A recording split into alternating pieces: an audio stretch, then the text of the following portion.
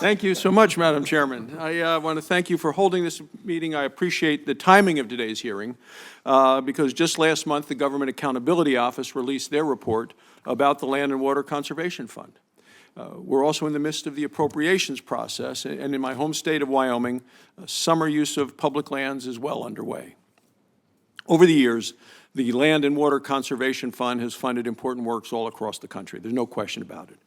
In Wyoming, LWCF has provided funding for rodeo grounds in Meeteetse, for a shooting range in Lusk, a variety of softball and baseball fields.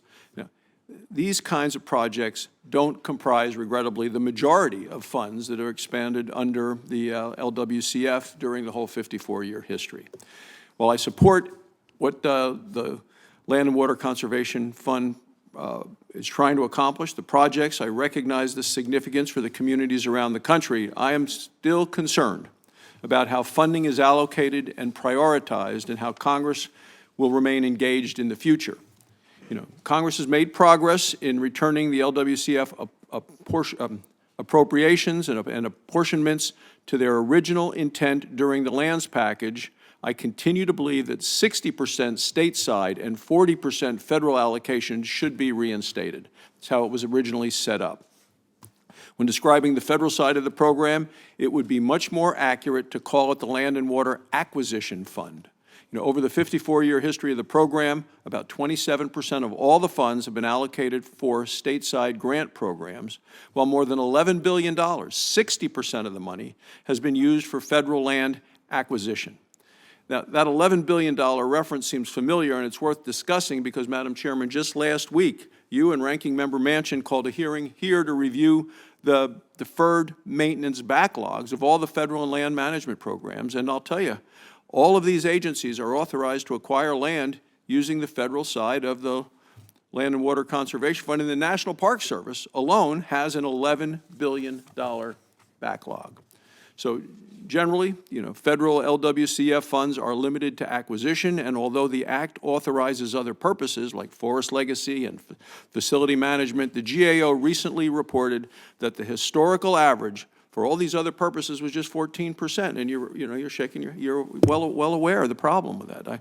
So I think that if we're really going to have a conversation about conservation of land and water, we have to take a hard look at what action is going to provide for the best future for these resources.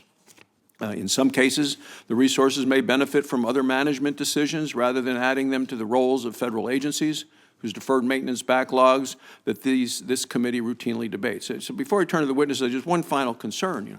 Last Congress, this committee debated a proposal that would have provided mandatory funding for the Land and Water Conservation Fund. I said it then, I'll say it now.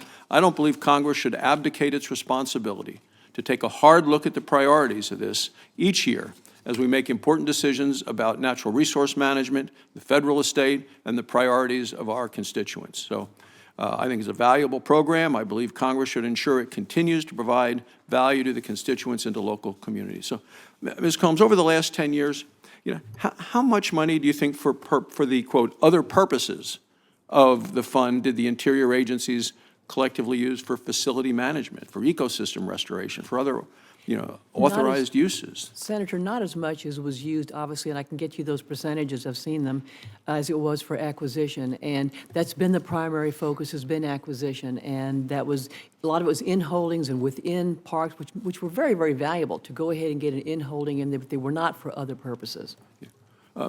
Mr. French, do you have any idea in terms of the Forest Service? Again, I don't have those specific numbers, but it's very similar to the Department of Interior, and we'll follow up with you on this.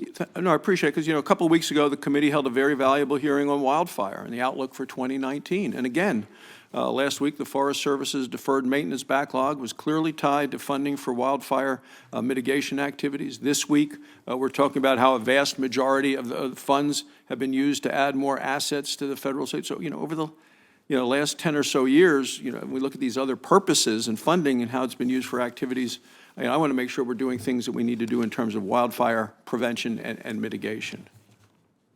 Any additional thoughts on that? Okay, and if I- not, go I ahead. would, Senator, I would just say that both Forest Service and Interior are very, very focused about wildland fire, wildland urban interface. It is an extraordinary problem, and I'm pleased to announce that we've got a great partnership with the Forest Service, but the west is burning, the east is able to burn, and those funds for suppression and prevention and post-fire restoration are incredibly important to the humans that reside in those areas and to the resources that got burned up. Well, yeah, Madam Chairman, I just want to be clear. I support the Land and Water Conservation Fund. I'm committed to ensuring robust public access to our natural resources, equally committed to ensuring that our vast forests and our prairies and waterways remain healthy for future generations. And I know that the Land and Water Conservation Fund is a part of that, but I believe we need to continue to allow the fund to adapt to current and emerging needs and continue to have these conversations. So thank you for the hearing today.